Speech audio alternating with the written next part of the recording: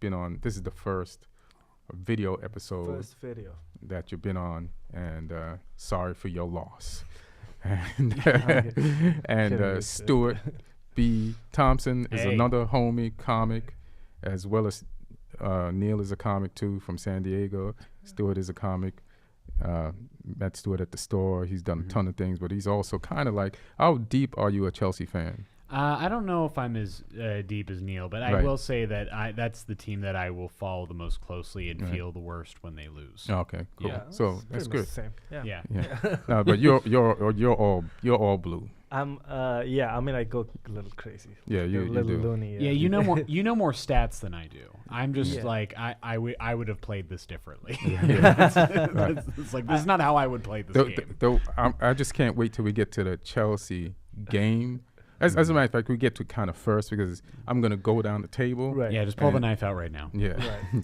Well, he's got them in him. He's like, we'll see what happens. Sure. Like there's a way I want to go about this from a victim standpoint. Who's the victim?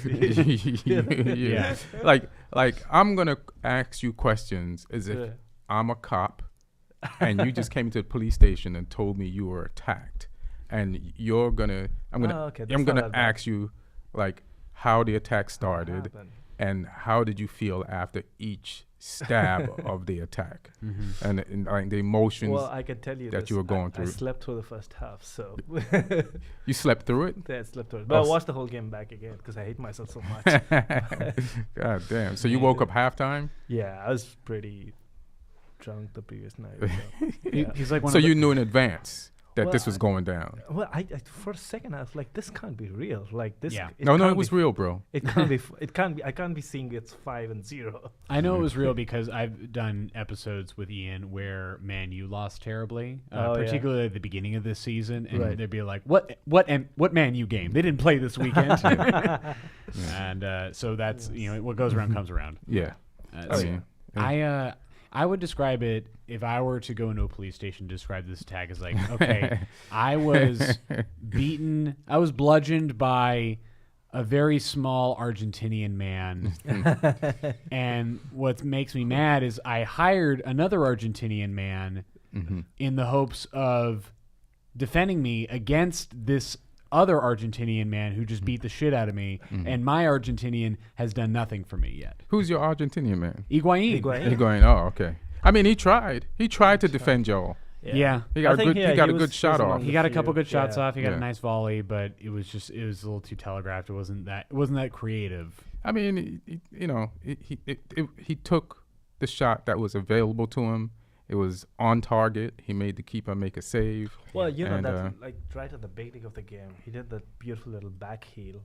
Yeah. And Pedro scores that usually. Yeah. And that happens. It's a completely different game. Yeah. Well, yeah. I mean, if you think it's going to be, you're just going to score one. And listen, first of all, the game time that you guys were given was a different game time, start time, than Man City was given. Like, Man City started that game 24 minutes ahead of you. It's like Man City daylight saving time, and you guys were like Pacific Standard Time, Chelsea time. Like London time is different than City time. Yeah, I would. It's amazing that there's no different time zones in England, because there sure could have been on that pitch. On that day, you know how they use the way some pitches are mowed, and it almost looks like.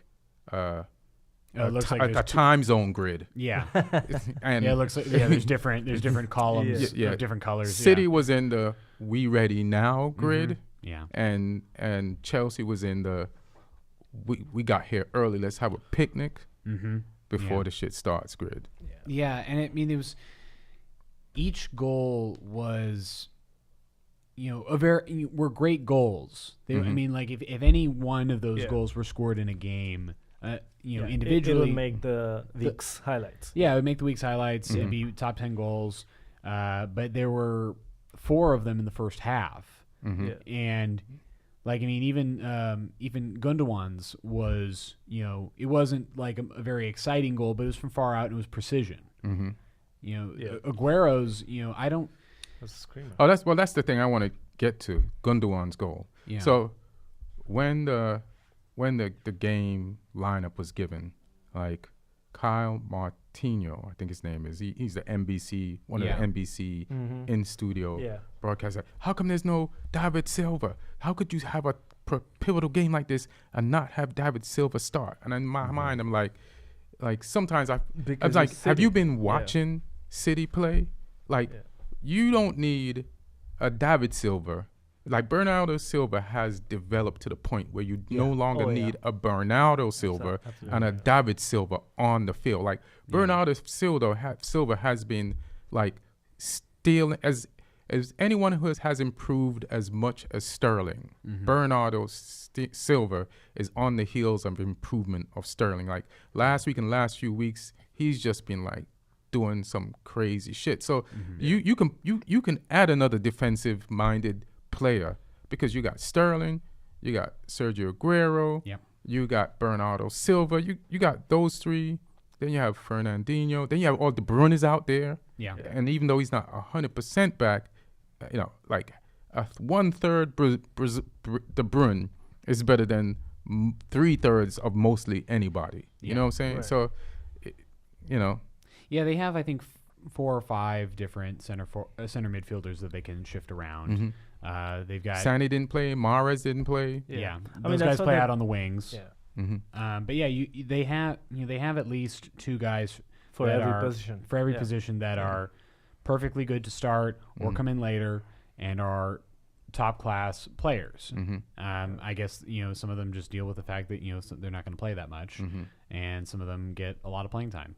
And I'm sure if Pep was having trouble with his lineup, the lineup that he chose, say Kyle Martino's predictions were more accurate, then I'm sure Pep would have switched some people around. You can't be outraged when Pep selects a lineup. It's Pep. He's so thorough.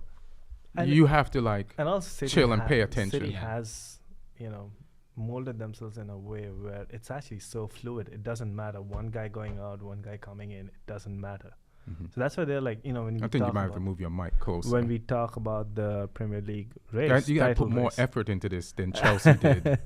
Than Alonso, But when we eventually talk about the title race, that's one of the things that will come into the picture, because City is completely made themselves immune to loss of form, immune to any injuries. They've made themselves immune. Right. Like it doesn't bother them. I know, because they lost De Bruyne for half the season, and all they did was end up back in first now. Right. Yeah. Even though they have a game in hand. Yeah. So you never knew that they missed him. So let me ask you about your progression of pain, because so you woke up. It was halftime, and what was the score? It was 5-0. It was right after. It was about, I think, the 50th minute or something. It was a little after halftime. So when you saw that score, what was going through your mind? I was like, heart? how did this happen? And then it's like a Midwesterner going through a tornado-ridden territory. Let him finish, and then you just. No, but I want you to throw the salt on the open wound. No, but immediately I was like, you know what? I need to see the starting 11, because before every Chelsea game there are 3 or 4 players who you can give it in writing before the game even begins. That if things are going down, these are the people who are in charge. So you're like true detective. Yeah. You want to find. No, it's an easy case. It's an the open and usual shut suspects case. who are responsible for the score that you're seeing on the thing. There's nothing to be solved here, Ian. It's the same suspects. And who are the suspects? So this game, it was Ross Barkley, Marcos Alonso, Pedro, David Luiz. So the surprising part of today was... So Willian didn't play. Willian didn't play. So you can't blame him, because you I normally can't blame him. Willian. Yeah. So what were you going to say before I move on? No, I was going to say, just like you look in the second half, it's like, how did this happen? It's like being someone who lives in Florida and is like wondering why a hurricane has just destroyed their town. It's like, well, you live in Florida, there's a chance of that happening. So you felt this was going to happen? Well, I mean, you think this is as obvious as a hurricane in Florida? I think there's definitely a strong possibility that Pep was going to come at Chelsea extra hard, because Chelsea beat Man City at Stamford Bridge earlier in the city. And Pep knows that he can't slip up anymore. Yeah. There's no margin at the top right now. Pep's back is against the wall. Yeah. And regarding, because he wants to win the league again. He wants to win it 2 in a row. And he knows that there's no room for error. And so he really wants to try to blow Sarri out of the water. Right. Well, I'll say one thing before I find out more about your pain. So one thing Pep said in the pre-game interview, like he did something rare that most coaches don't do. They asked him about the seriousness of the game, and he said he listed off like the games coming up against United, Chelsea, Spurs. I think if they still got a game against Spurs, all the top teams. And he said these games are finals, and I told my players, these are finals. He's putting that pressure on them. He now knows, and his players know exactly what time it is. Mm-hmm. You know what I'm saying? So it's not a game. He's not fucking around. There's no elephant in the room. Yeah. He's like, they're on that level where they talk about, it's the birds and the bees. This is what happens. She takes her pants down. You take this is going to happen. No, and you can do that with a team like City because they have people in the squad who've been there, done that. They're not. This is not new to them. Right. This is similar to like you might remember. This is not his first child, so you can tell him about the birds and the bees effortlessly. Yeah, and he's not worried about a bad reaction, so nothing can go wrong. But things can only go right. I mean, I don't think it's that new for. I don't think it's the players on Chelsea are that that far behind Man City as far as their ability or like how many of them have like been in those big time situations. Oh yeah. I just don't think they came in with that attitude. No, but of like this is a final. But the difference with that is like Chelsea always had that, but right now Chelsea has. So you need to have elite experience and be at the peak of your game. Yeah. Right now Chelsea has a lot of people who are like over the hill. They have that experience. Like who? For said William. Pedro, Cahill. I mean, he doesn't play, but Cahill's on the bench, bro. Yeah. Unless you think his age is contagious. No. And he is rubbing off on I understand, people on the field. But at some point, you got to question that there is no leadership in the squad, right? He's still the club captain, and you can't be the club captain and not even be in consideration for the squad. Who do you think should be the club captain? Well, that's the sad part because the on-field captain is Azpilicueta. Who's not really having the greatest time adjusting to Sarri's system? Let's talk about Azpilicueta because he was a surprise. I'd admit he was a surprise. Like starter. He was not one of the usual suspects. But this season he's been having problems. Well, let me just sorry, because I got to bring up Raheem Sterling. Right. Yeah. Because the reporter after the game interviewed him and said you played. I'm paraphrasing. He told him how well he played, like he played above and beyond, which Sterling has been playing great, but I guess this might have been one of the best games since I don't want to say he hasn't been playing. He's been fucking amazing, but yesterday, he was on one. Like, and then I wouldn't say it's above and beyond. I think he was playing great, but I think he was just playing well. Nah, man, he had 2 goals. I think he's at least 2 assists or at least 1 assist, but might be 2. Like to Sergio Aguero. Yeah. Like he's just. I could have had a few more. He's been scoring pretty much every game. He's like, you say that, or Pep says people don't know if they're gonna play. Mm-hmm. Because there's double people for positions, but I know when Sterling is going to play. Okay. But just the same way I know where Sergio Aguero is going to play. Like, and I know Fernandinho is going to play, and I know Edison is going to play. But that is today. That's now, right? There's been a period where Sterling did not know he was going to play, so he could not come on the pitch and be wasteful. But I know. So last season, he had another great season. They won. He won games. There's like 3 or 4 games. His goal won, especially right at the death. At the last minute goals. Right. Bournemouth was one of them. And it's like, oh, this guy's making. But now he's even more comfortable. He's clinical, and he's more clinical. Yeah. So my point is, it's like, but yesterday he took Azpilicueta out. But here's the thing: like Azpilicueta in the previous fixture in December, he had probably his best game of the season, and he took care of that right hand flank completely. But in December, but Sterling switched. Sterling was nobody. He switched on that Sané play. was there, switched. Yeah. But the way Aspilicueta played yesterday, Sané would have created similar problems too. Right. It was now whether it's a sign of things to come when it comes to Aspilicueta. Like all great defenders, one point have, their graph goes down, right? Now, I don't want to give up on him so soon. How old is he? He's just about 30. Or maybe he's 29. He's got time. Maybe it's just a bad game. But I just feel like, you remember that game where Bale ended Mycon's career? Gareth Bale, Spurs versus Inter Milan. Yeah. It kind of had that kind of feeling yesterday's game, seeing Aspilicueta. But I think Man City overall ended Chelsea's or Sarri's career. You think one game is going to end Sarri's career? I don't think it should. No, I mean, there's this. It feels very over catastrophizing of this situation. Yeah, it's a bad game, right. And they lost bad against Bournemouth, but they came back and also won huge in their following game.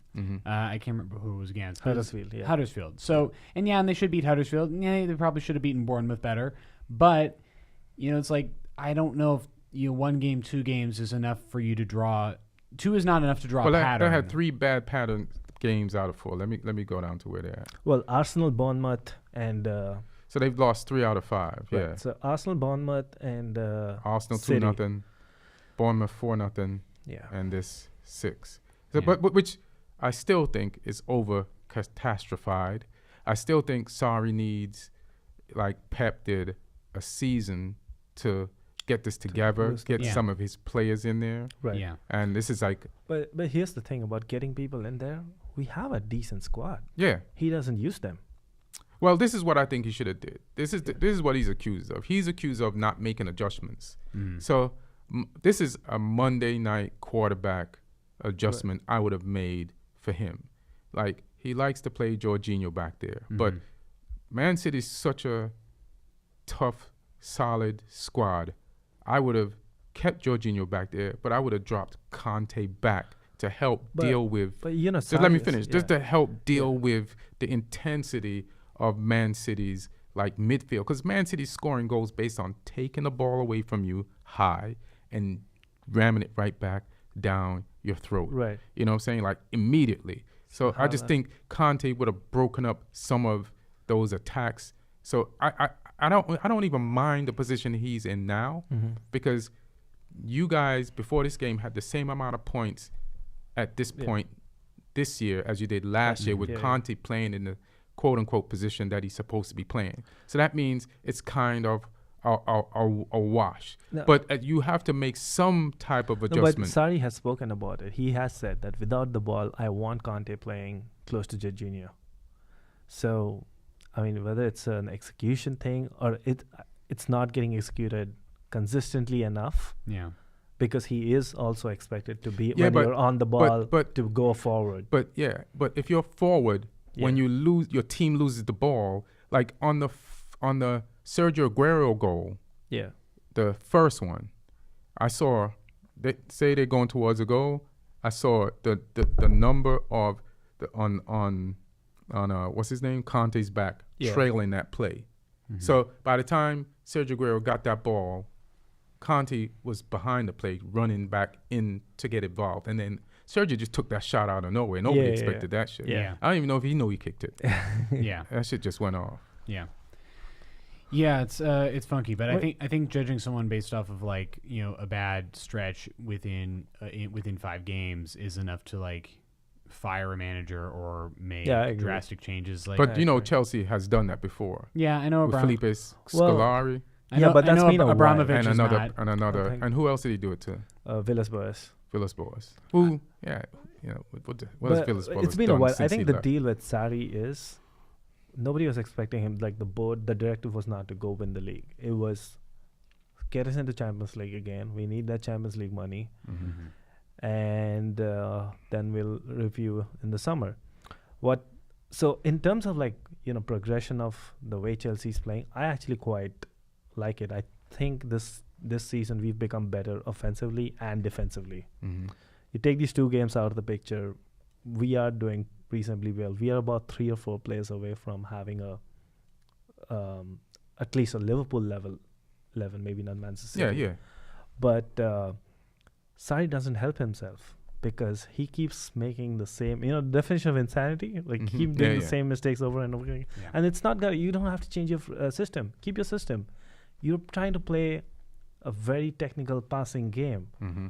Why the hell are 3 of Chelsea's most technical passers, they've had one start between them?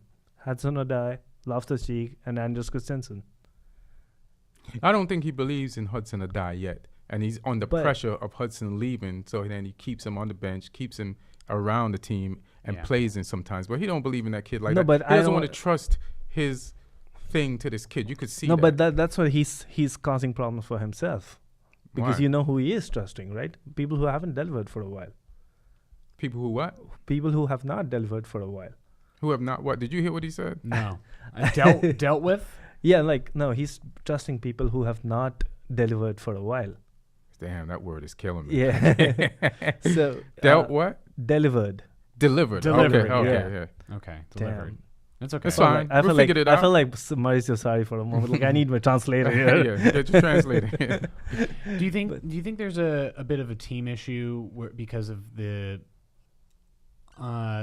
apprehension as to whether or not Hazard will go to Real Madrid? Because he's such a core player for the center of the field for this team, and he's been the star scorer for a long time. Do you think there's there's a worry about whether or not he's going to go? Or if there is, they got to get over it because Liverpool, I didn't know they would, but they recovered from Coutinho, and he was essentially, even though Hazard has done way more, he was seen as their Hazard, and then they done way better. No, you can do that. So you see the way Liverpool dealt with it, right? Even when Coutinho was there, they had other people who were performing well. They built that team. They didn't make it heavy, Coutinho heavy. Right now with Hazard, who does he have around him who can take a little bit of the load off him? I saw him make a dribble, and after maybe 2 goals went in against him, or maybe it's 3-0. And he's trying to do it by himself. Yeah, because he has to do every single thing in this team. Yeah. And that's not... You're setting yourself up for failure. No. Willian, Pedro, Marcos Alonso, Ross Barkley need to Ross shouldn't have been out there. He's not even Everton level anymore. He should go play for Cardiff. He's playing better, but... he's still not good enough. Have you ever heard all the analysis you hear on TV about Ross Barkley? It's all positive. But the only thing they always say is he works hard. Nobody ever talks anything about his skill set or the things he's actually doing with the football. It's always he runs hard. He's been fine. Works hard. He scored some goals for you guys, but he's not on the level. Some people are workhorses. But I just think Ross Barkley, one more year on this team, will be better. He's getting it now. But he's in his 8th year of senior football. At some point, how old is he? He's 24. Yeah, he's young. Yeah, but he's played senior football for a long time. I get what you're saying. You get a sense that it's not going to happen with this guy. No, it'll happen. It'll happen if he stays around better players than him. Yeah, but this is not charity football club. You're not. But that is how you get better. You got to play around people who are better than you. But when the option is you have people who are already better than you, like who? Loftus-Cheek. I think he's miles ahead of. They don't play the same position though. No, they play the left center mid position, the number 8 kind of like the box to back. Loftus-Cheek plays striker. No, he was playing winger when as a backup winger when we already had Barkley and Kovacic playing. But if you'll see the way he has played throughout his career, he suits that, and he has played for Chelsea too, like in the Europa League and the League Cup this season. On that his position kind of confuses me too. He seems more forward than Barkley, but I guess he has the same spot. Yeah, Barkley always seems like he's playing in the center position, like center midfield. Center left. Center left. So Barkley plays center left. Are we talking 5 across? I don't know. Okay. No, so basically in the 3 in the midfield, Jorginho plays behind, and then you got Barkley or Kovacic or Loftus-Cheek on the left, and Kante always goes on the right. Okay. So what I'm saying is Loftus-Cheek should be our guy.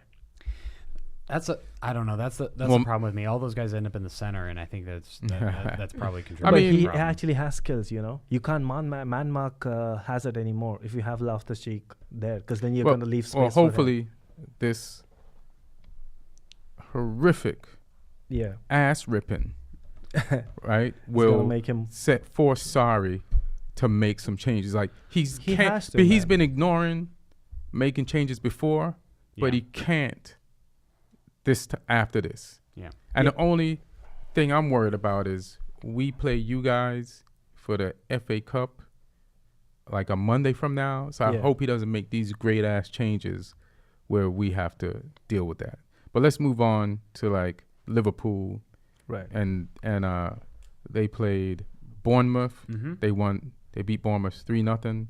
They handled them. They needed that. And they needed that. Yeah. Yeah, they had come off of 2 draws, was it? Yeah. Mm-hmm. And more than the draws, like then the meltdown online with like Liverpool fans and like analysts piling on because of all the history, you know. Yeah, I mean, I think everyone's just real excited and they want to win it, and I think they're just like, we can't afford to slip up again. Yeah, slip up any of these. Literally slip up, like literally slip up. Literally, like because the last time they lost, it was a physical Gerrard slip up on the field. Right. Oh yeah. Yeah. So. Yeah, I mean, it seems like Mane and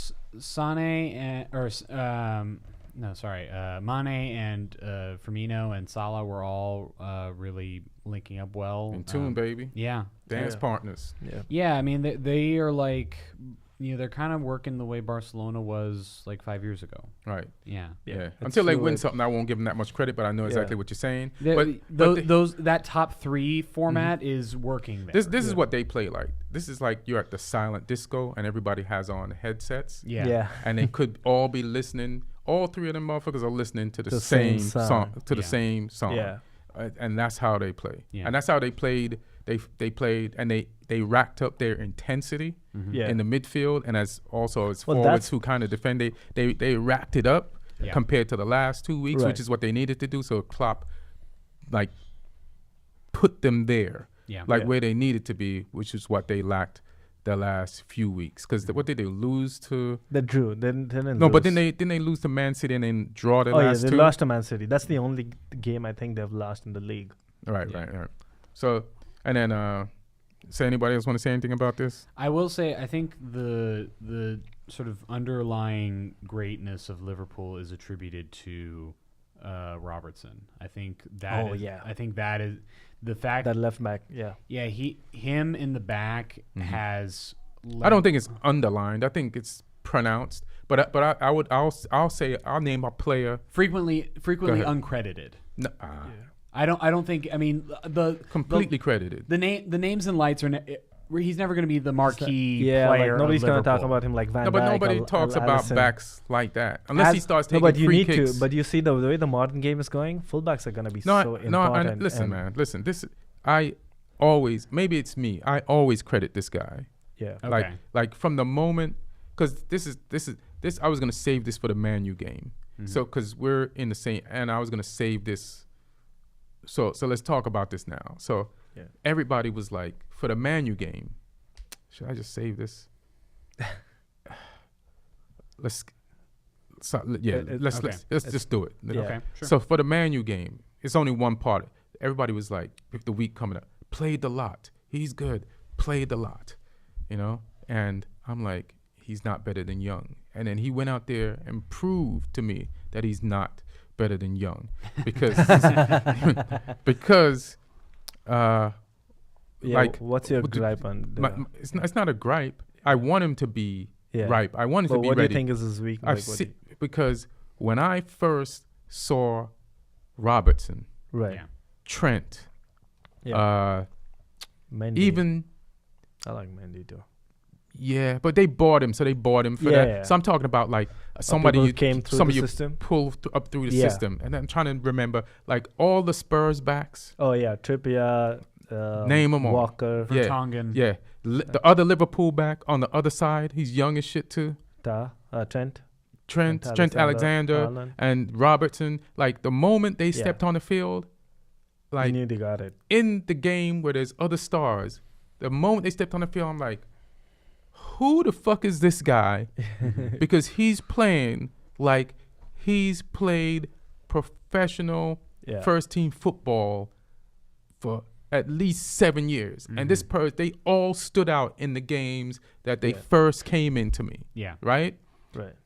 The confidence and experience that they played with in their first few games. Yeah. You go to Spurs and you talk about Winks. Like, who the fuck is this midget?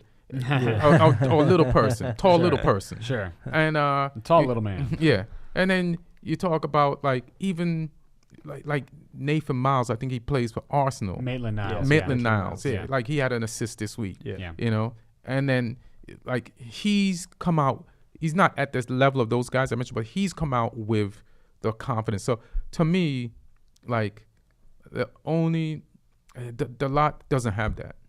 Yeah. So it's not a gripe. It's an honest fact. Like he made mistakes this week. I hear you on that. But yeah, Robertson is that guy, and he's gonna make such a big difference to any team he plays for. Yeah. But I think those sending those balls in, those free kicks, the accuracy and the speed at which those crosses come in is just, it's so dangerous. Yeah, if you want to go back to the City game, the passes between him and who's the other wing back, the fullback? Alexander-Arnold. Alexander, like bing, bing, bing. They created that goal. So it was all the two youngest guys. Yeah. No, they do the fullback role, the modern day fullback role properly, and which like every time I talk about that, like keep looking at, like we've got Marcus Alonso, who you look at his position. Who I don't care for. Yeah, like he tries to go infield. Like, why you're a fullback? His job is to go around the flank. Yeah, but Pep sends some of his fullbacks infield too. No, but that's not your primary job. You can do that as a variation. You see, Alonso's getting infield every moment he gets. Is somebody telling him to do that? But I don't know. I don't get it. No, but it call can't Sarri and ask him. No, because he see. Here's the thing. He has played every game. When you play every game and you're so secure in a position, what's the incentive to improve?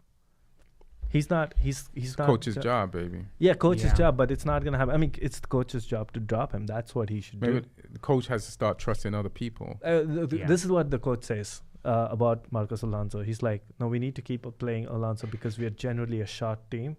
So when it comes to defending set pieces, yeah. But just because he's tall, I'm like that's not the primary job of fullback. Like, why are you picking somebody for his because height? then you switch him off on a corner with somebody else who has to deal with somebody tall. Yeah, but like that's like 5 or 10 minutes in an entire game. But set pieces are dangerous. Yeah, but it's not like, oh, by the way, it's not like he's absolutely elite in defending set pieces. Well, listen to the thing. You'll never get the credit or see the thing that doesn't happen unless it happens on a set piece or something like that. I've seen Marcos Alonso lose his marker. Everybody does at one point. No, my point is like when you are 1% out of 10 outfielders, that's 10% of the team, right? You need to do your primary. Do you have somebody job. better than him? Yeah, Emerson. He's not great, but he's better than Alonso. Yeah, I mean Emerson would need some. I think he needs some more. His crossing is really good, but you only get that. I heard he's really good at golf. His short game is great. The point is, you have to have people like even David Luiz, for example. Yeah, he's great on the ball. He's probably world class on the ball, but he makes mistakes defensively on almost every single game. So you're like throwing the whole team around by not having people who do your primary job. Here's the thing. Like, I want to listen. I got to take this off Chelsea. Yeah, we got to go forward. But I did. Right. What was the most?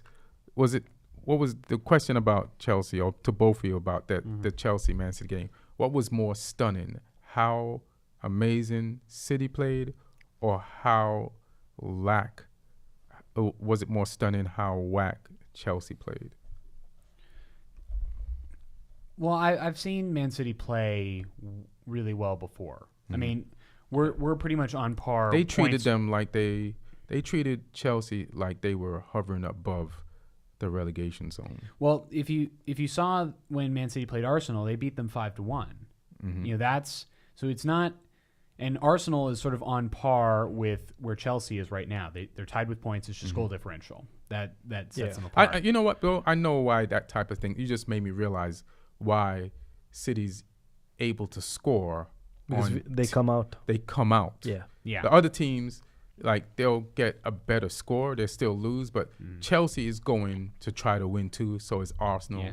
And then which you're I kind matching of prefer. fire with Like fire. last season, Antonio Conte made this famous quote before the City game, or I don't know if it's before the game or after the game. We lost 1-0.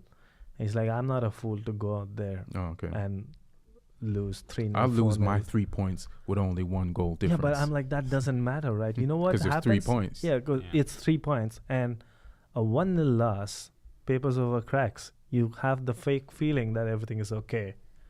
But actually, things are not okay. You might as well have that 6-0 loss that tells you, yes, everything's shit.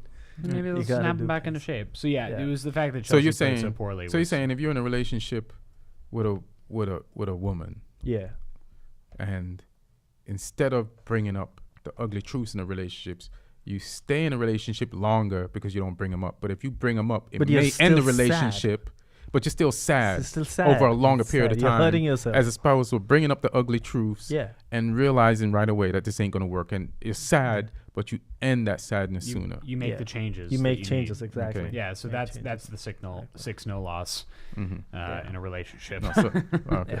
So let's go back to Liverpool. Jordan I played. It was a great time for Bournemouth. At least they bought him from Liverpool. Coming back, It was a great chance for him to do something. He didn't do shit. He did not make his ex miss him at all. So that was a damn shame. No feelings were felt. No feelings were felt. They were like, oh, yeah, that's my ex. Let's keep going. Yeah. And then Wijnaldum. So you were talking about Robertson being the unsung player. Wijnaldum, to me. Yeah, Wijnaldum's... world class. And that goal that he scored is just... he had to score a goal like that. So because now I want people to pay more attention to what he does in the middle of the field. Like, he has touches like that in the middle of the field that go untalked about the entire last 2 seasons. Yeah. I think that goal is just him in the middle of the field all day. Yeah, Wijnaldum is one of those clutch players that probably isn't going to get his due all the time, but he does shine in these moments. Once or twice a season. He punches above his weight. So what? He punches above his weight. I think you're looking at him the way he was. I think he's turned into.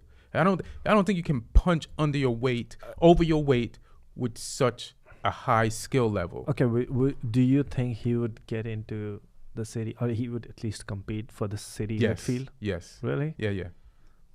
I mean, he's a consistent starter on a team that's tied with City, and they have a game in hand. No, but he's also a consistent starter in a team that doesn't have any established midfielders.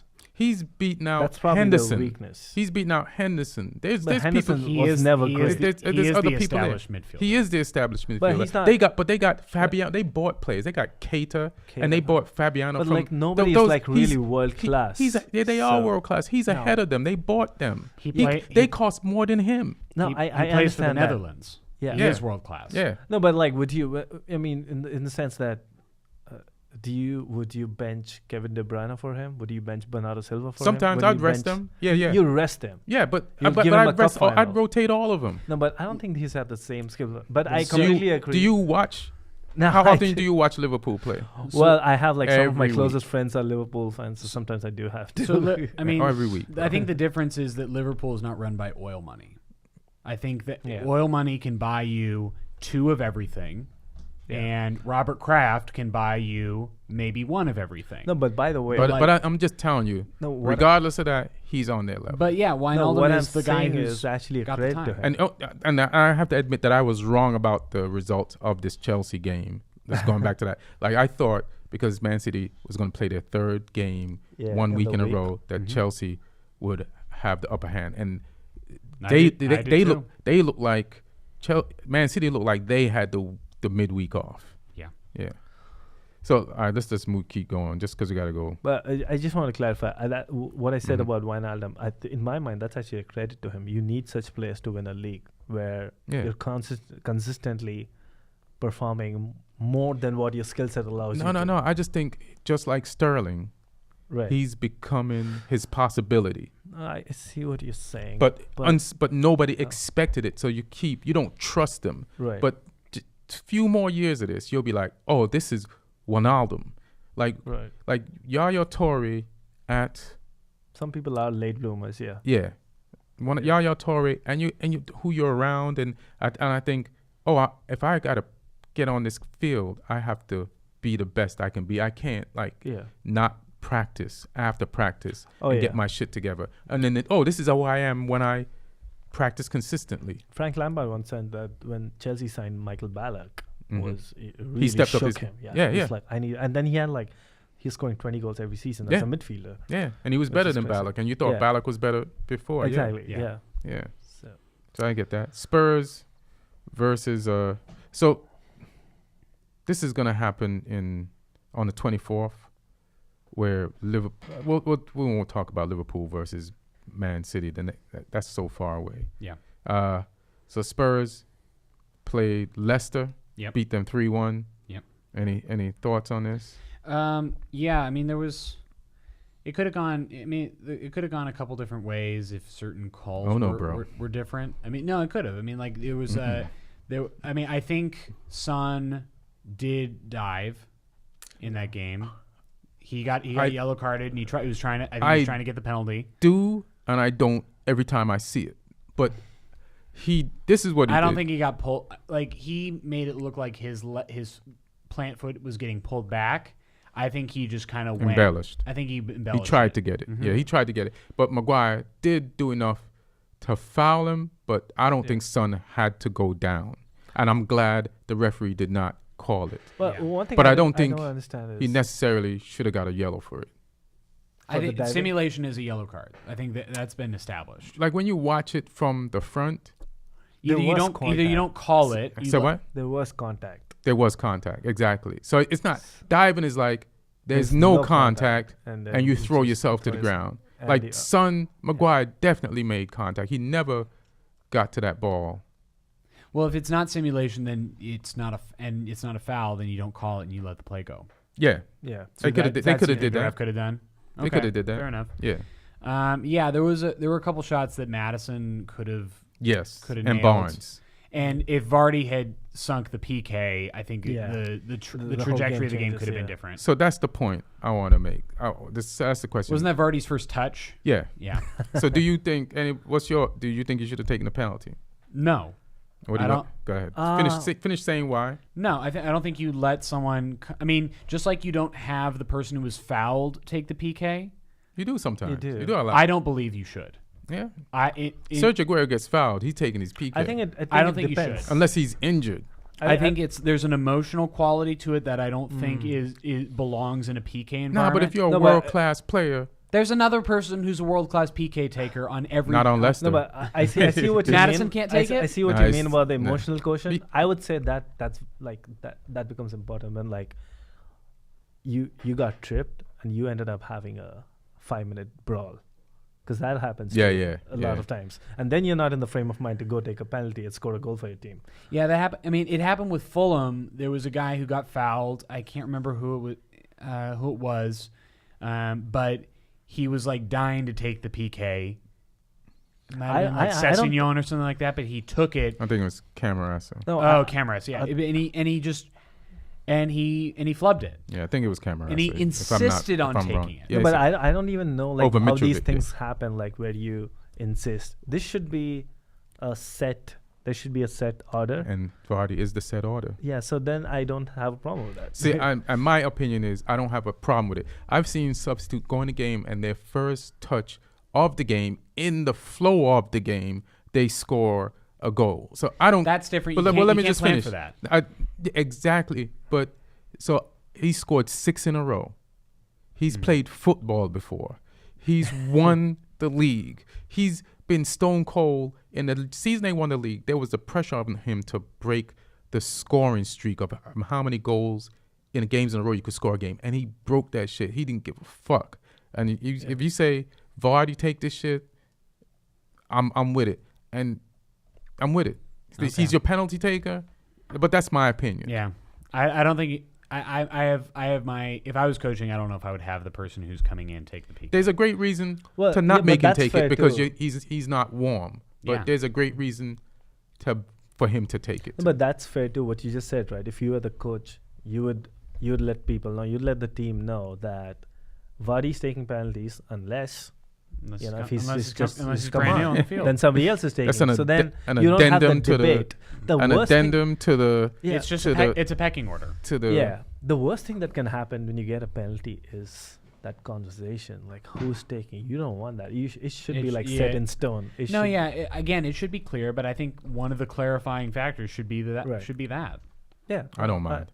But when he did miss, he tried to play it off like it didn't affect him, and then they cut to him later on, and he saw the effects of it. But also, when he did miss, I was like, this motherfucker's going to score a goal. And he did, and he did get a goal Vardy later, but like I think it was 2-1. Yeah, it was a different situation at that time because a few minutes after he missed it, Tottenham got another goal. Yeah, 3 minutes later. But also, he created a goal. He passed the ball to either Barnes or Madison, who are two young players for Leicester who are doing pretty good for them, and they just need more time because they're in a position where you need to be cold-blooded and calculated, and their blood is not cold enough yet. Well, and they will get that time. But I feel like at least Madison would, and maybe Barnes would. Yeah, and they'll get the playing time. They'll get that time at Leicester because Leicester's not in. They're like at that position where you're not gonna get into Europe. You're not gonna get relegated. You just play the game. And then Danny Rose, I felt, is coming back more from his injury. He had a decent game. Yeah. He's playing really well. And I felt like I noticed a play on Leicester. He's a right back. I can't remember his name. I think it's Ricardo, but he Leicester might be Ricardo. Ricardo, yeah. Ricardo. Right. Yeah. So he looked promising for them too. And I also noticed the whole championship team besides Damari Gray started on the bench. Vardy, Simpson, and everybody was just and it's just like who's this Leicester on the field? Yeah. And I don't know if there's a problem between the coach and them. This is a big game. Players, This is a big game to have the players that are left from your championship year sitting on the field watching I mean, the a coach bunch of kids play Tottenham. Coach has been under a lot of pressure, and I don't know how much longer he's going to be there, but I think he's trying everything he can, and maybe this is just, that was the decision he went with, and but yeah, he's not. It doesn't seem like he's really up to snuff because Leicester will do this thing where they'll win. They've won a couple games against big clubs. I think they beat Man City, and they always threaten to. They beat Chelsea. They gave us a run for our money. Yeah. Man, you. They never have like bad games against big clubs. But then they'll lose these games that they totally should have. But that's the league, though. You could Watford is like that. You could go down the whole. That's the league because people will get up for you. Like some people probably play Leicester as if, this is the 2016 Leicester. Yeah. And they come for you, but they're not. And so you can, if you put that effort in against them, you put 2016 Leicester effort against 2019 Leicester, you could beat them. I guess so. Let's swing through. Let's just, we're talking about class football now. Number 4 in the table, 51 points. Like we have Solskjaer, and he's our manager. We haven't lost since we got him, and we have 51 points. We are in an unimaginable 4th place. It's a big turnaround. We beat Fulham. Yeah. And 3-0. 3-0. And let me see. What do I have to say about this game? I like Ryan Babel on Fulham. His hair? Yeah. I mean, I like it all. I like it all. What was it, red? Yeah, it's bright or red. Or pink purple? No, it's red, I think. But I mean, that guy moves, and that guy brutalizes people. He makes it difficult. Well, they have some big people because then they have Mitrovic and him. So they put the size on us. Yes. Yeah. And there was a wrestling match early in the game where Mitrovic was on Smalling. Yeah. And I just think people need to give Smalling props for not letting that Mitrovic get a good header off. Yeah, I mean, that if you're up against a person of size, I mean, that's sort of what I dealt with as a defender. It's not like I played anything big, but sometimes you're up against a huge forward. You just got to make that difficult for him. Yeah, yeah. Right. If you make that person's life difficult, they will remember you forever. Right. And it'll play on their mind on the next play. Oh, absolutely. Yeah. Right.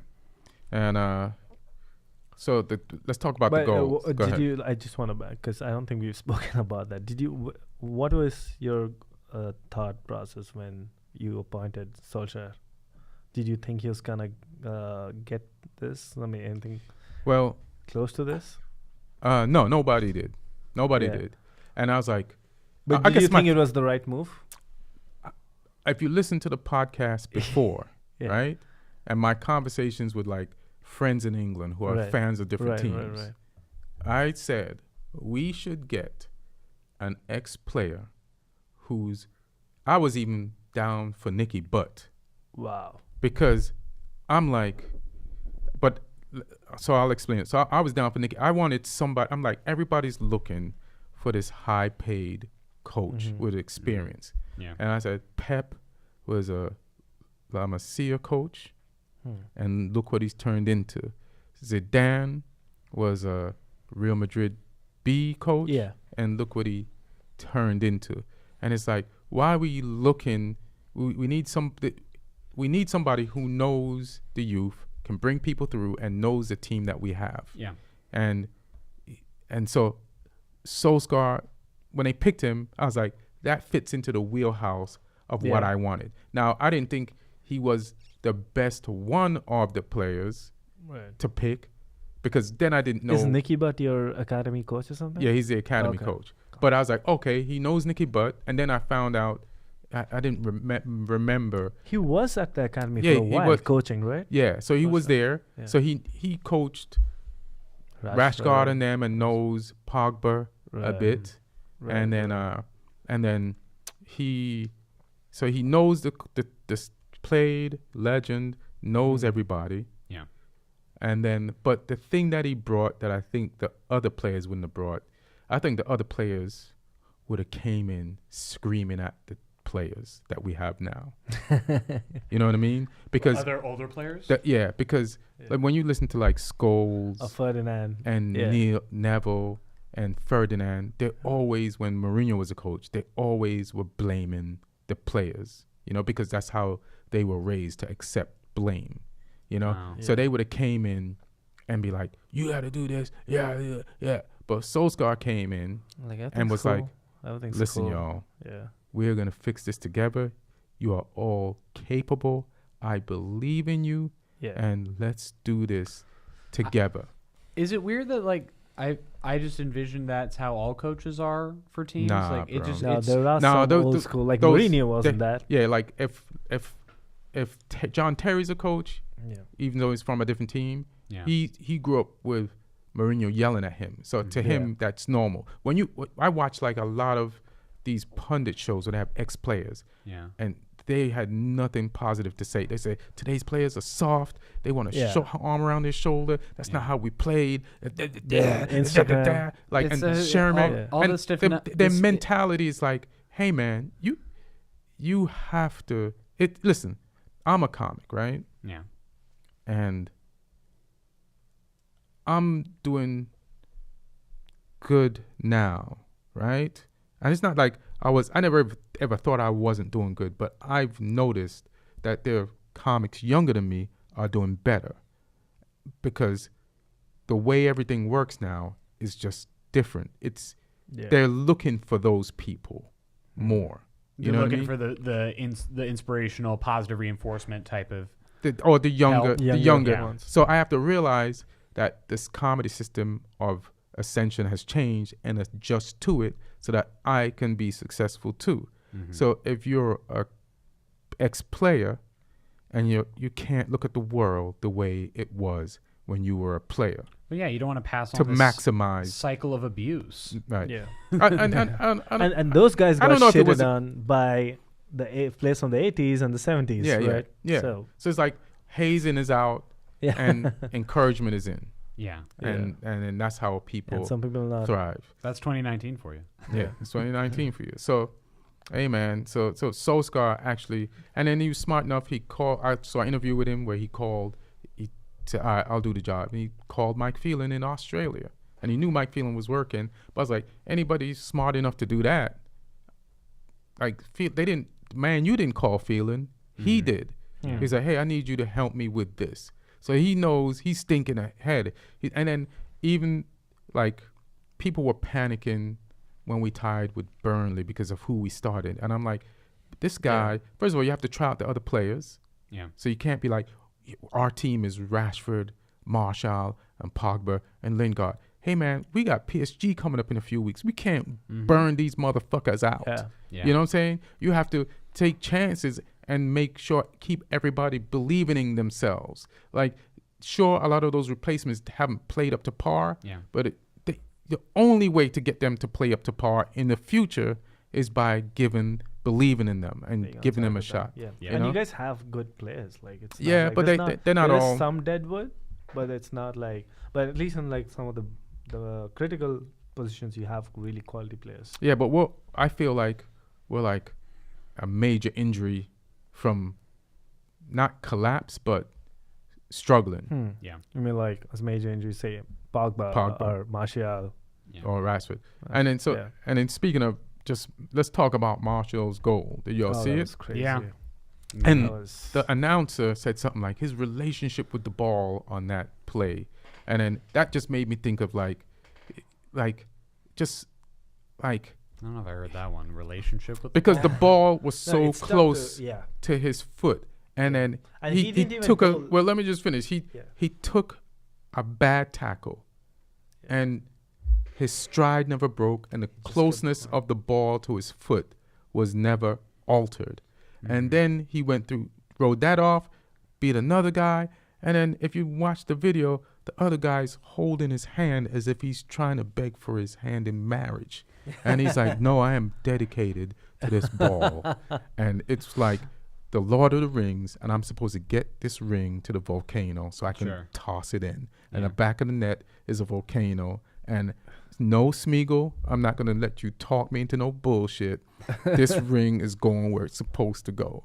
And so his dedication to his promise to this football to get it to the back of the net is beautiful. Well, I watched him like dribbling down, and I watched him looking around, just like, is anyone going to help me with this? Yeah, no. Usually someone helps me with this. No. I think he's used to going straight. He's used to straight. Okay. To the point, I could see him looking around, like, who's around me? Is there anyone that I think he was looking possibly? I think he was looking for his excuse to go straight. Okay. He's like, oh shit, no, but he likes to go straight. And the problem with him going straight before was there was no support because Mourinho would not let people support the people going forward. Yeah. And then it looked asinine unless he went through and did something. But now it's like Solskjaer stamped his passport and said straight. Yeah. You know? No, you see a lot of those goals, and people when they dribble, they're usually like weaving in, weaving out, like going wide and then coming in. But this was like straight. He just went down the middle of the pitch. Yeah, he put his arm around the ball with his foot and just went. I saw that goal and I was like, I want to strangle whoever at Chelsea decided to not take up that swap offer for Willian and Martial. Take up the what? The swap offer. What, the swap offer? Yeah, like Mourinho wanted to swap Martial for Willian in the summer. Hilarious. And we are like, no, we're keeping Willian. I'm glad that didn't happen. I didn't want Martial gone since I think it was the first preseason with Mourinho. Yeah. And this is the game that made me and then we played Real Madrid and he dribbled through them. Oh, in US, right? And that's when Mourinho was probably not going to keep him, but they said, I got to keep this guy. And it's just like Mourinho being Mourinho and not getting along with people, and Martial not getting along. I with him. wanted him to come here and like be a striker, like be a number 9. Yeah, he would have been great. He would have been great. And then listen, the pundits in England. I'll be watching these shows on YouTube, and they had Kasper Schmeichel on. And the guy was saying how Pogba, like, and I addressed this last week, like, didn't play for Mourinho, and he's like, Kasper, I know what you're saying, but listen, if you're a pundit, I gotta curse you out. You're a fucking idiot. Yeah. Listen. Pogba was told to defend. Yeah. You're not going to get goals and assists if you're doing the job you were told to do. The fact that he's scoring now is because he's told to do the complete opposite. Go forward, streak in the box, and be available for crosses and passes to your teammates and shots for yourself. It's two different directives. Yeah. When he listened to Mourinho, last year they had the second best defensive record in the league. It's not that he wasn't playing under par. He was playing on par with the information and the role that was given to him. Yeah. Now, they had a shitty streak this year, which was like almost half the season. But again, for the majority of the time that Pogba played for Mourinho, he won 3 cups with the guy that you say he hasn't been playing. Yeah. He sabotaged. So don't ignore that shit. No, I don't even buy into that whole sabotage, players downing tools. You know, and just accept the fact that when you say that, you're saying Solskjaer's not a good coach. Mourinho's was wrong. He was wrong. He was fucking wrong. He was fucking wrong. He's a fucking asshole. Nobody liked him. And I just fuck you, man. Just because he's been on your panel show since, and you're fucking looking up to him. Fuck that guy. This was Kasper Schmeichel saying that? Kasper defended Pogba. Oh, okay, cool. Because I was going to say, the guy was trying to lead him into this, like, Pogba's doing good now, so he must have sabotaged Mourinho. And Kasper said, no, that's not what happened. Because they say the same thing about Kasper and the rest of the Leicester guys when Ranieri was sacked. Well, is it which one's Kasper? Kasper Schmeichel's the young one. I'm talking about the dad. Oh, that's Peter Schmeichel. Peter, I'm sorry. So I mean Peter. Peter was on. Peter was on. Sorry. I should know that. Sorry. Yeah. All good. Yeah, I'm fucking up. But Peter, the dad, was defending Pogba. Okay. And listen, Scholes used to shit on Pogba. All of them used to shit on Pogba. And it's like nobody wanted to believe, because they're from the school where you listen to the coach. None of them wanted to believe that listen, Mourinho, if you track this, Mourinho was in a bad mood before the season started. He shit on the board, and then he didn't believe in his players. He didn't believe in his defense. He wanted to buy defenders. Yeah. It's like he calculated this shit wrong. I don't want to. At first, I didn't want to put all the blame on him, but fuck him. And I like him, but fuck him as in, you fucked up, man, and you just admit it, or else you will never improve as a coach. So you should say fuck yourself just because you want to become a better person and a better coach and be able to survive in this new world. Yeah. You know? Yeah. So we won. 3-0. Oh, you think you're definitely now the favorites for that 4th spot? We're the favorites for it, but it's not guaranteed. I mean, I think just like there's going to be a fight for first place, I think there's going to be a pretty big fight for 4th. It's just as intense as the fight for first. Maybe more intense. Yeah, I mean, Arsenal, because we're fighting for this 4th like it's first.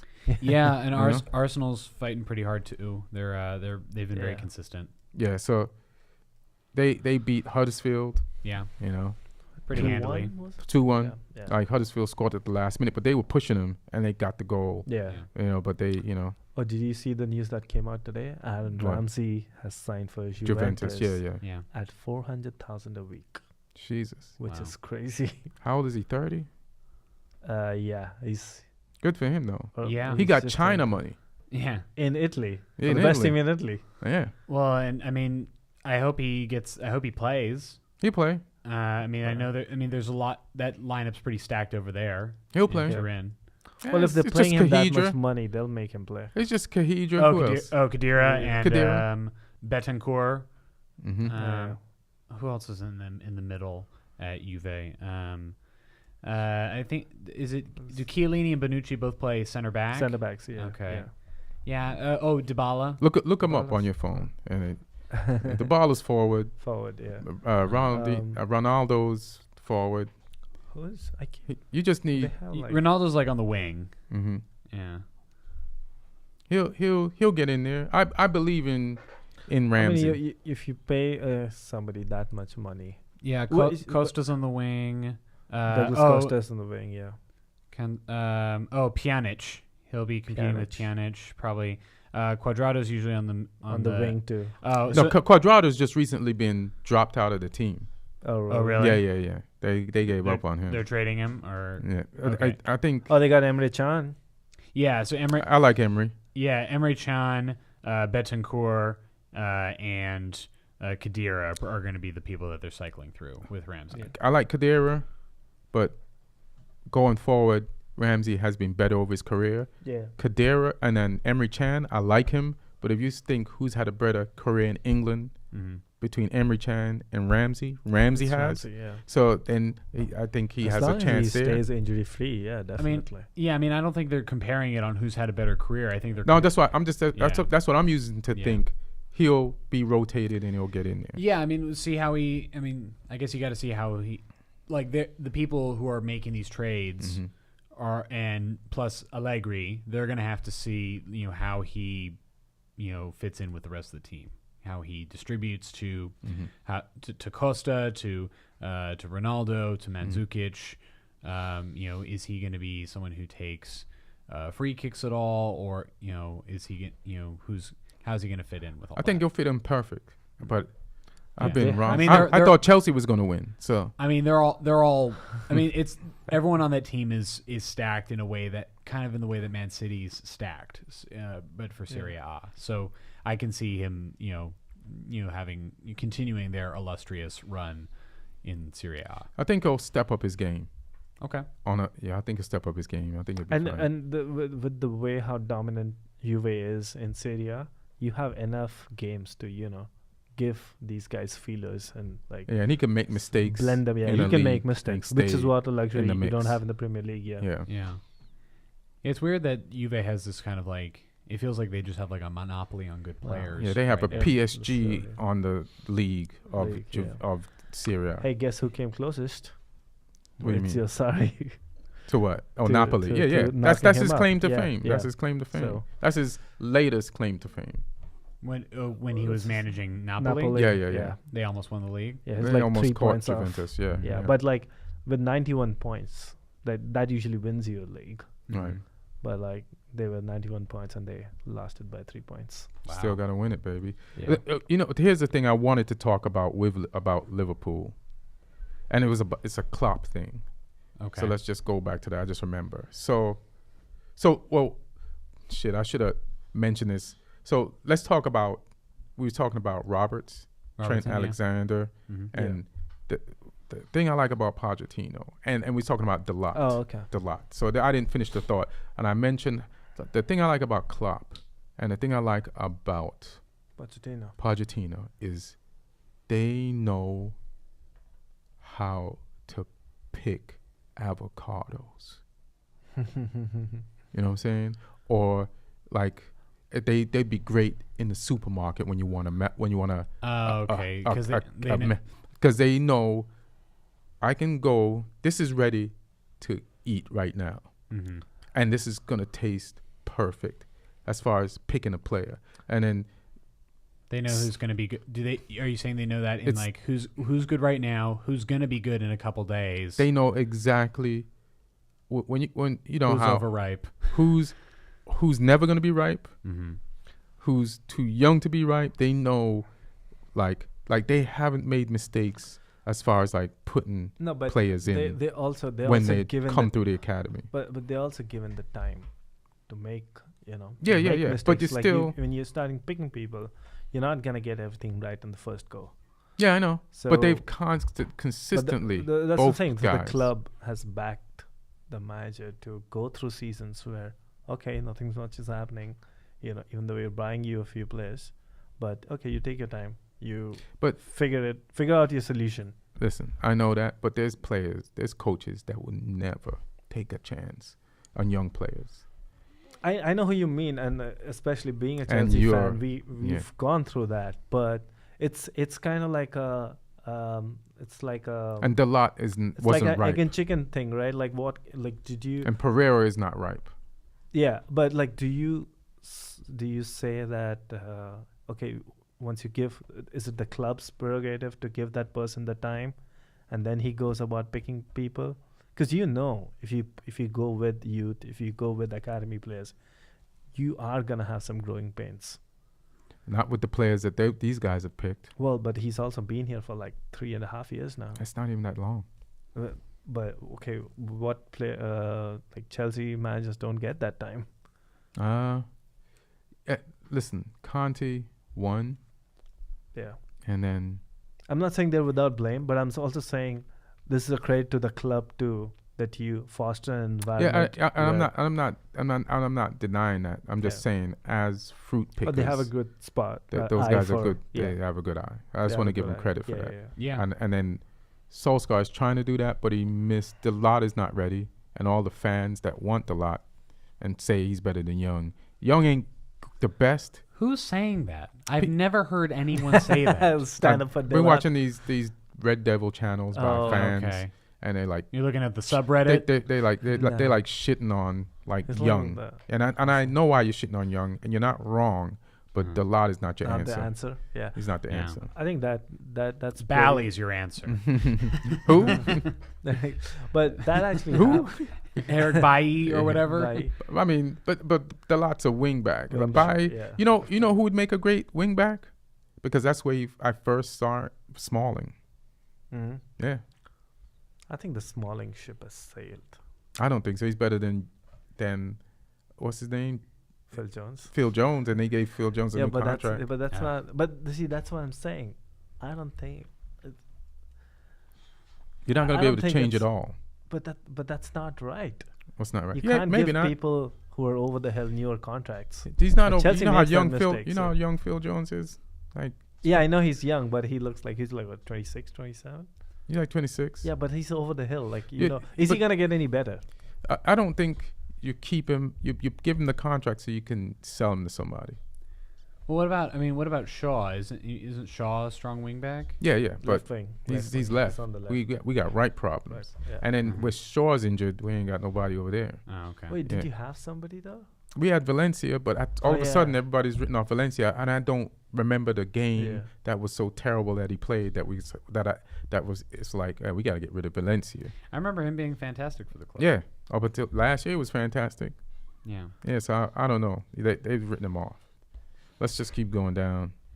So Chelsea is in their rightful place behind Man U and behind Arsenal. We discussed their ass whipping earlier. They have 50 points. You're really milking this, aren't you?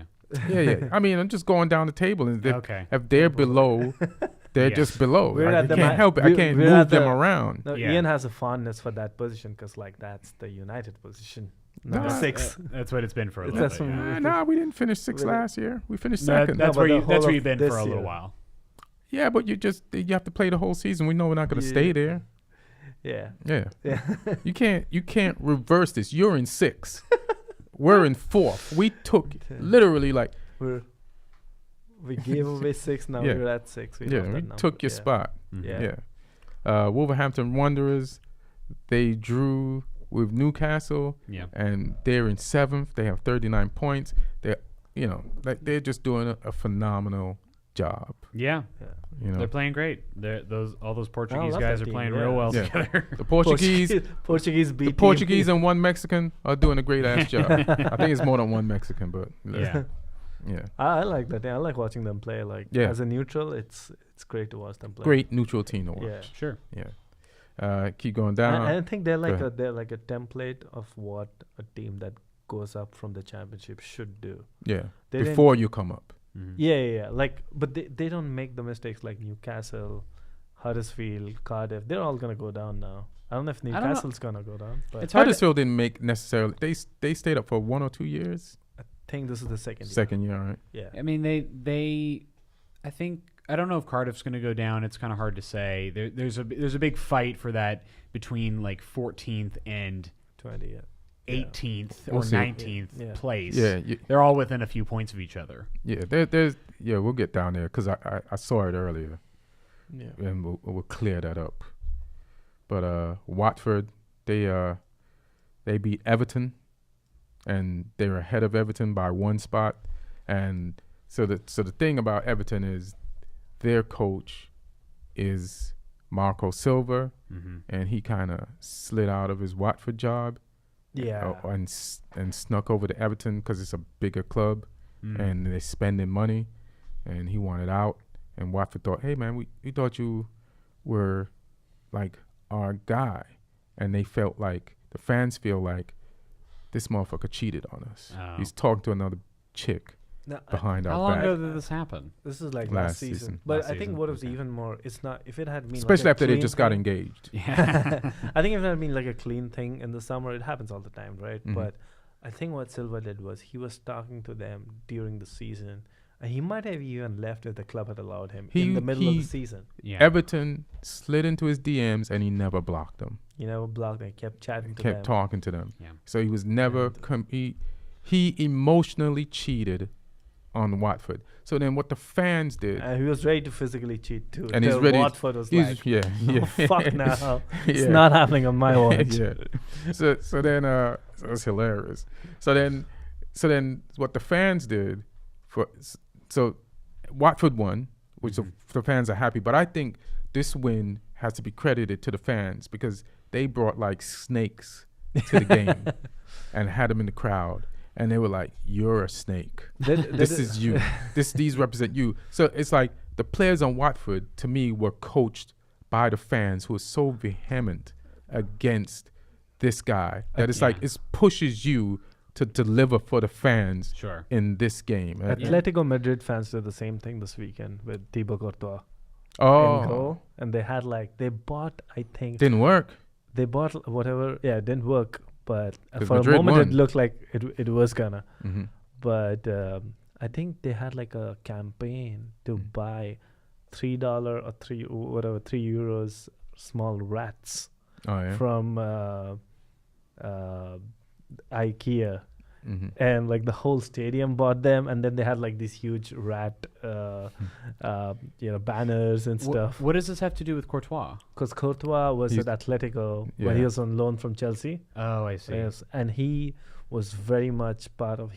They won, and they won the La Liga, and they won Liga, and they went to Champions League final. Oh, okay. And he had actually imbibed himself into that whole anti-Real Madrid rhetoric while he was there. Right. Oh. And now he kisses the badge, and some people, I mean, I don't have a problem with it. I mean, these guys are professionals. They go where they go.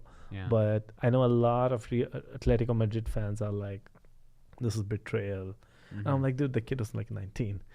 Oh, so he was playing for Atletico when he was super young. It's like so Chelsea bought him from Genk in Belgium and immediately loaned him out for 2 years to Atletico. And then Atletico with Simeone won the league and went to the Champions League final against Real Madrid. Yeah, and they lost to Real Madrid. Right. Yeah. So then Chelsea was like, oh shit, that turd that we loaned to you is shiny. No, but to Chelsea's credit, he was one of the successful loan stories in the way that it worked exactly as we wanted it to work. And then they took him back. He was sent to Atletico Madrid with the purpose. He actually, the semi-final of the Champions League, they beat us. So Courtois in goal beat us while on loan from Chelsea. Is that allowed? Yeah, well, in the Premier League, it's not allowed. Because I was going to say they wouldn't let somebody from Bournemouth could not play against Liverpool. Oh, Jordan Ibe, Yeah. No, Jordan played because they bought him, but I think Nathan Klein. No, somebody's on loan. It might be Klein. Yeah, because he's on loan from Liverpool. Yeah. Got it. Okay, so if he was within the same league, in Premier League, I know because Chelsea put so many people on loan. Zuma regularly can't play against us. Yeah, he can't. He's on loan. Can't. He's on loan to Everton. Was on loan Stoke. That works perfect for them. Have one guy in every season. And that's that team's best player. And you can't play. We actually had. It was very close. There were like 10 teams in the Premier League last season that had players on loan from Chelsea. Yeah. I love watching speaking of loan stories, I love watching the happy trail that Batshuayi takes just around all of Europe. Like he's a whore. From starting He's a goddamn whore. No, like it's not his fault, it's just like Chelsea's really bad pimp. Like that's it. And boy does that hoe deliver. He didn't deliver he got an assist in his first game. He came sub, not this one, but I'm talking about this week. Yeah. He was doing great against. He's at Crystal Palace, right? He was doing great in Dortmund, and then they put him on Valencia, and he was doing all right in Valencia, and now he's at Palace. He didn't score today. I mean, He did, but he's gonna. He's creating chances. He's only adding to the attack. He had some chances. clinical, yeah. He had some chances. It can't just be Zaha and Sacco. Like you need to have another person in there. Zaha's overrated. Yeah, and Zaha's a hothead. So I mean, might as well have another dude with braids who's maybe a little bit Another dude cooler with tempered. Cooler braids. With a better social media profile. Yeah, absolutely. Yeah.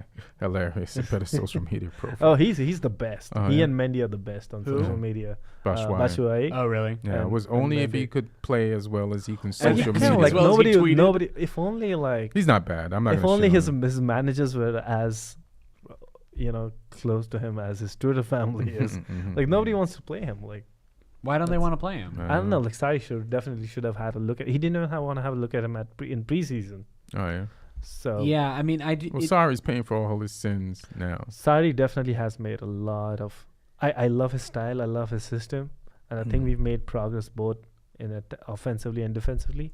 But boy, does he make things tough for himself. Like his selection of personnel. Yeah. Somehow you always manage to bring this thing back to Chelsea. Chelsea, Listen, I we know. got to keep Like, going I down the gotta- table. We're only at 9. I thought you'd be happy if I'm like talking about it even when you're like at number No, 12 no, or no. 13. No, only when we're talking about the loss and the pain of it am I happy. So Everton, just to talk about them, they lost 3 in a row, and Yeah. it's They're like having a rough go of it. Do you think Silva's out soon? they just can't. Silva, maybe. Listen. I don't. I think he's overrated. He looks nervous on the sideline. On the sideline, like he's there at Watford and he's drinking water and he's like he could hear the snakes. And he's like he drank water like a character in a movie that knew like you know what it was? It was like you're at the club with your new girl and the girl you cheated on just walked in the club and you're like boom. Because you got to turn around and face her. Hey. And you don't know if she's going to throw a drink in your face. So that's how he was on the sidelines. And it's like, you ain't going to win no game that you'll have no confidence at. Yeah. And front of your players. isn't Watford ahead of them in the table? Yeah, Watford's ahead of him. Wolves is ahead of him. Yeah. So Yeah. I mean, they're not doing bad. I mean, as far as No, they have 33 points. as and far they as have like 37. They're in Moyes' area. When Moyes was their coach, they're in Moyes' territory, But they want to be further. They spent a lot of money, and they want to be further. But I don't think you spent money on the right things, and they've got too many parts that don't gel together. Yeah. Because they have so many coaches who bought those different parts. Yeah, That's why they should keep him. Yeah. I mean, Calvert-Lewin's good, and I know, he's and good. Theo Walcott's good, and but I mean, like, it's just Richarlison's good, but like he stole Mr. Richarlison from Watford with him. He brought him there, and then individually, these players have talent. They have Richarlison is overrated to me too. They can contribute, but they're just not. They're not meshing the way they could on. They got the way these players. Sigurdsson. Yeah, like the players. There's players like them Zuma. at other teams that are meshing better, and that's why those teams are doing better. But yeah, they're just not quite in sync with each other. Right. The thing is, like, even if they do really great like that, that's really where they should be. Yeah. That 6 So to the fans, 7 to 8 the fans. Listen, midweek, they put in a shift against City. Yeah. And I think the fans applauded them off stage. Like I was like, who the fuck is this team? Like if City scored 1 goal at the end of the first half. Yeah. And I swear Everton had the better chances. Yeah. And then they scored Right at another the goal right at the end in extra time. And I was like, Jesus. So yeah. And I was like, oh, I was impressed because they haven't beat a top 6 team, but they went for it. Yeah. Listen, City just destroyed,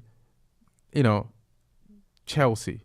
And if Chelsea had played like this, nobody would be like, sorry, your job's in trouble. Oh, yeah. So that shift that Everton put in was solid. Yeah.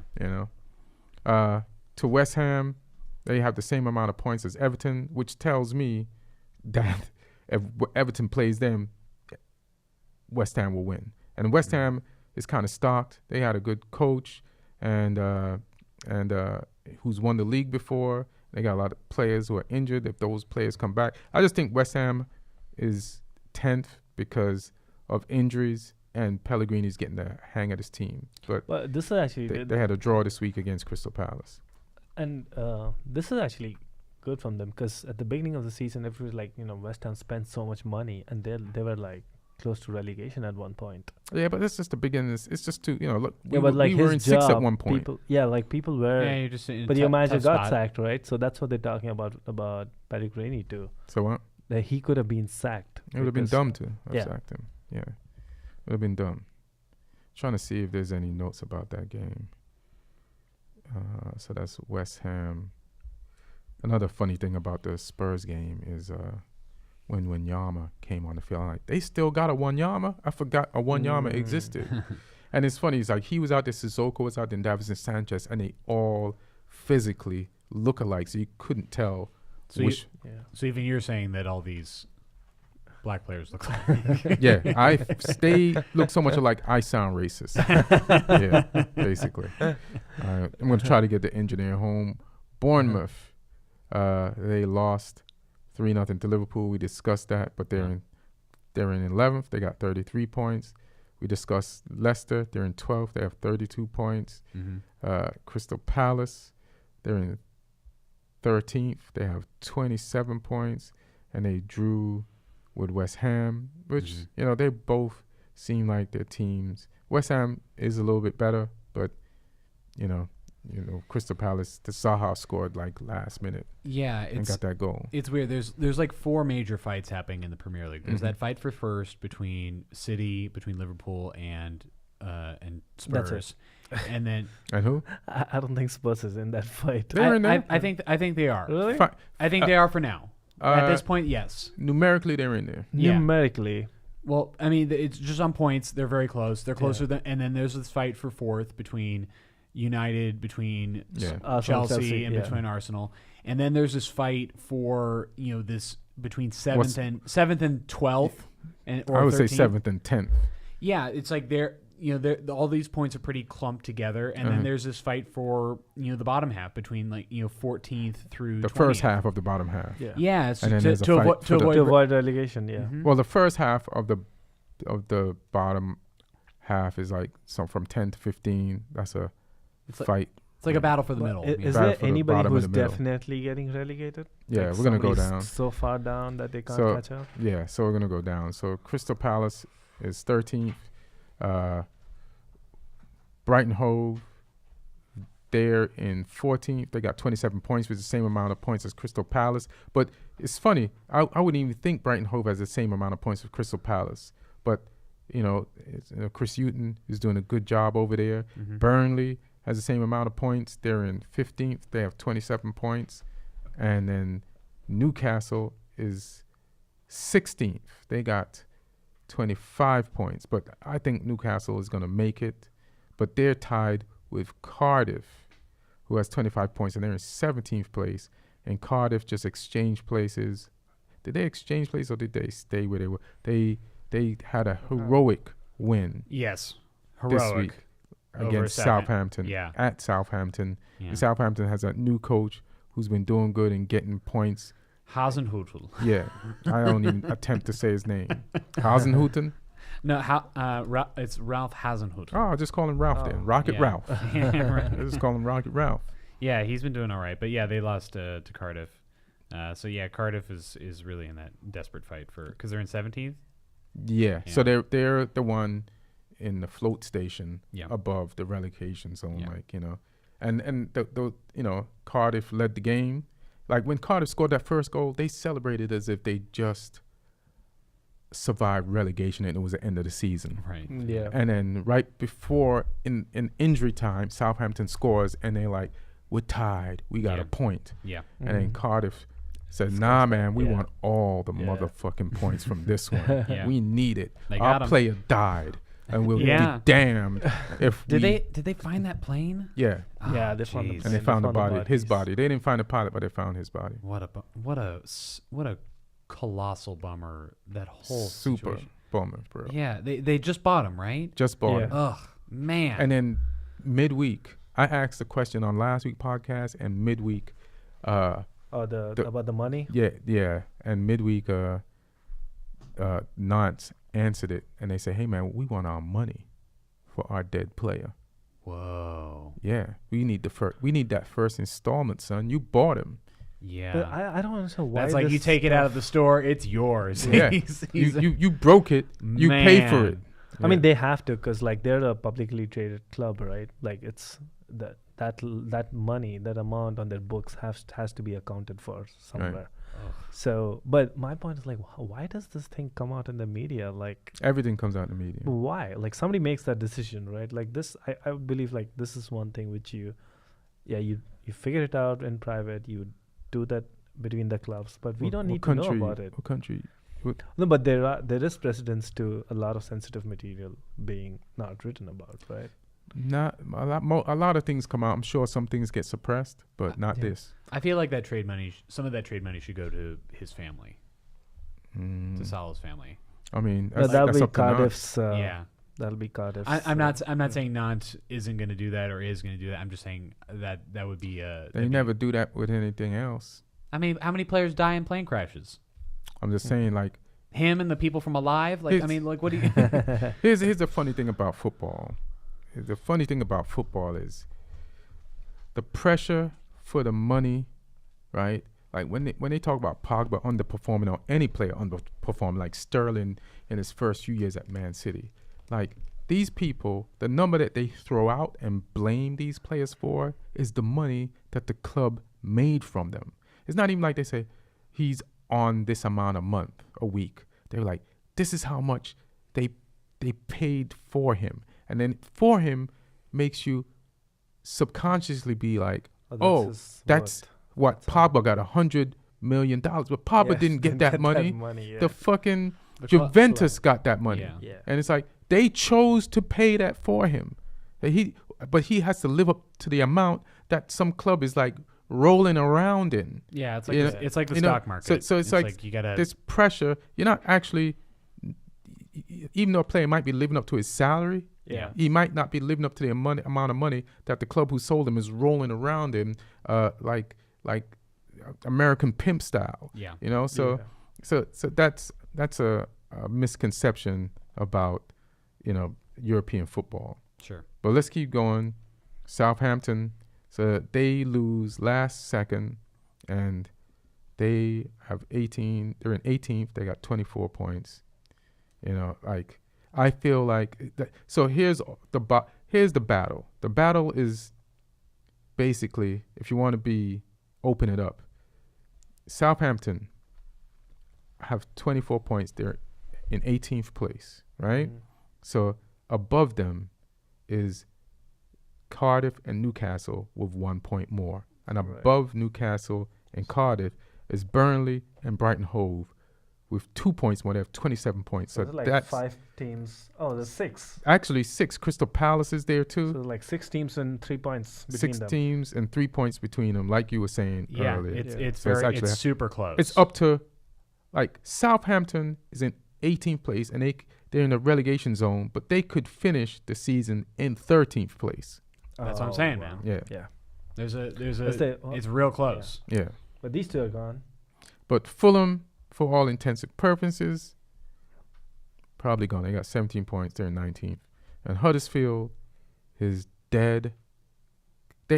They're like a ghost that shows up to the games, and everybody's acting like they're alive.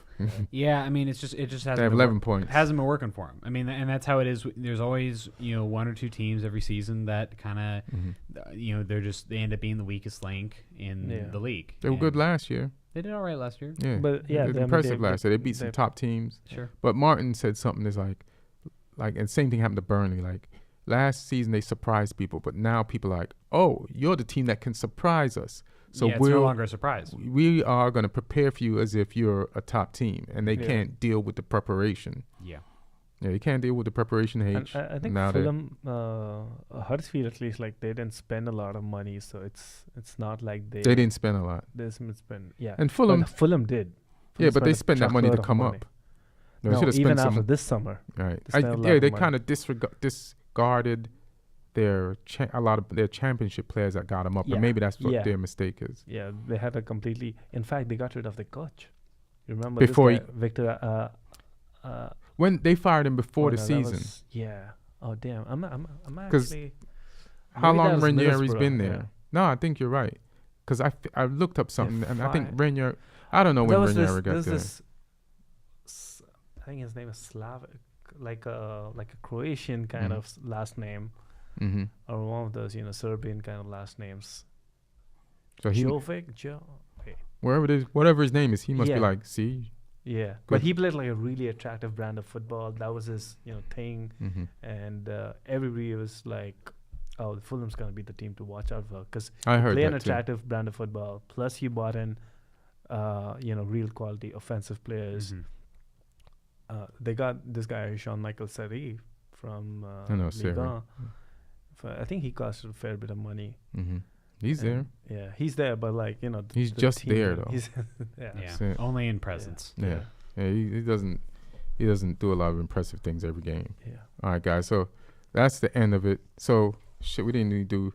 Let me just run through. So midweek is Champions League. Yep. So Man U got PSG tomorrow. Is that at Old Trafford or at Old Trafford? Okay. And Neymar and Cavani are injured. Really? Now, Ole Gunnar Solskjaer has got to be not only a good coach, but one of the luckiest motherfuckers. Boy, this motherfucker's into black magic. Because into that Norwegian black magic. Norwegian black magic. He's into white black magic. Because when this game was announced in December, this matchup, everybody was like, "Oh, you're gonna Man U is going to get embarrassed." Yeah. And then now it's completely, the odds of this thing has completely been flipped. They're different. I mean, Mbappe's still in, right? Yeah. You still got everyone else. Yeah, they still got a solid team, but they don't got, You don't have Neymar. Neymar and Cavani. Those guys really next level. Yeah. Yeah. Compared to what they got. And they got a lot of good quality. It's just that those are, so Man U just has a way better shot at winning this. And if they win it, they better win big, because they have to go to Paris after this. Yeah.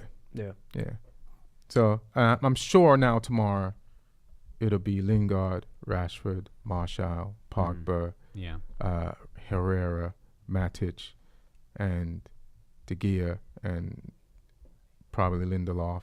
And I don't know who he's gonna put, Shaw, and for us. So we'll see. And then Porto Roma, I don't really care about it. Dortmund plays Tottenham on Wednesday.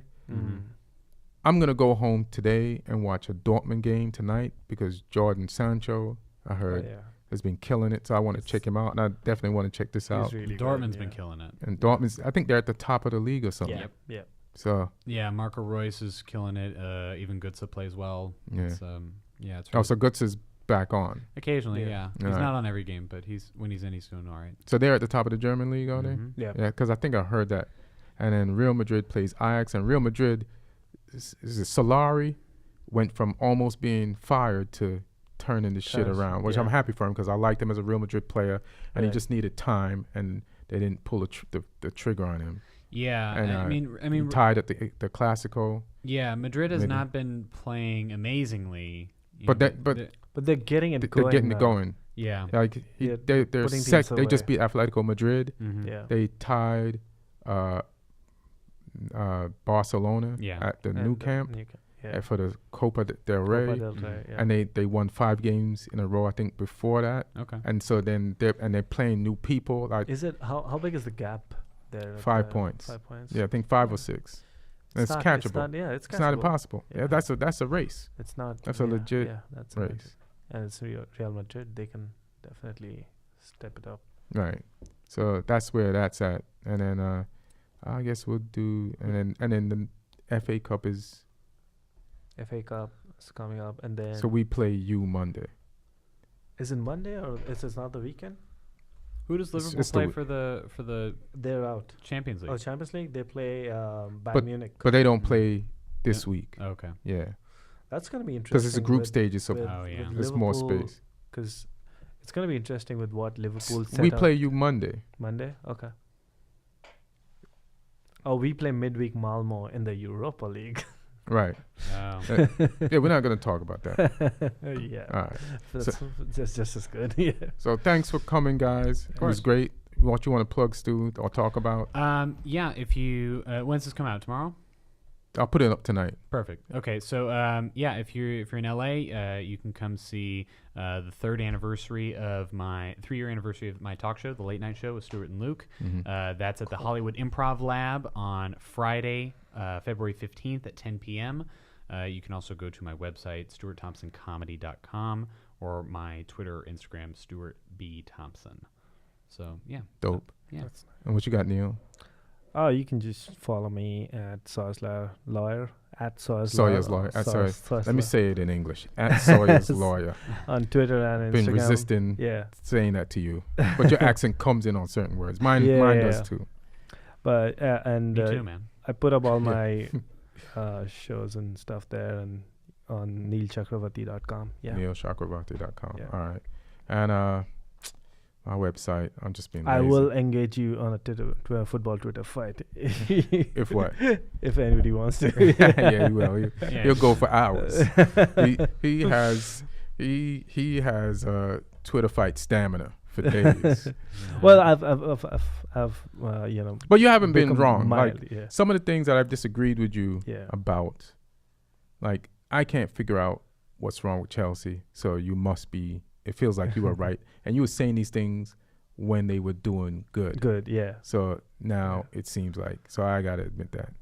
Yeah, I believed in your squad more than you did, or maybe you're what's that word? You manifested this shit on yourself. Maybe that's no. I mean, what you did. that's right. Like you pick players who do their primary jobs well. The thing I was thinking about, it's like the way we've been picking our 11s. It's kind of like giving a special to a comic who's like good at crowd work. It's great. It's a specific skill set, but that's not the meat. That's not why you should be giving somebody the main. I mean, you're picking players who you won the league with 2 years ago. So I don't know. It's been 2 years. Yeah, I mean, and those players weren't that great that season either. What? They punched up. No, let me just plug my shit. Yeah.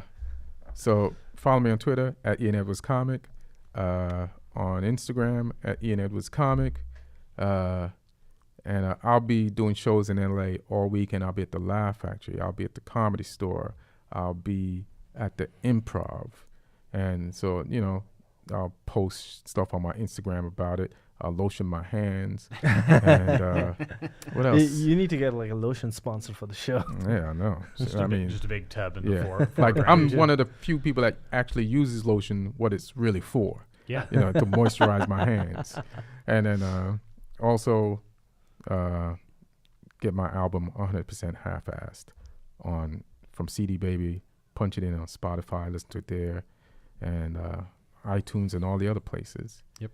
And everybody take care of yourself. Enjoy the football this weekend. Love you guys. We love y'all. Thanks for having me. Thank you. Aaron, sorry. I know, this is goddamn. He's like, what the fuck are these guys talking about? Soccer? I should be home with my dog. And we just, sorry, brother. Thank you. Cheers.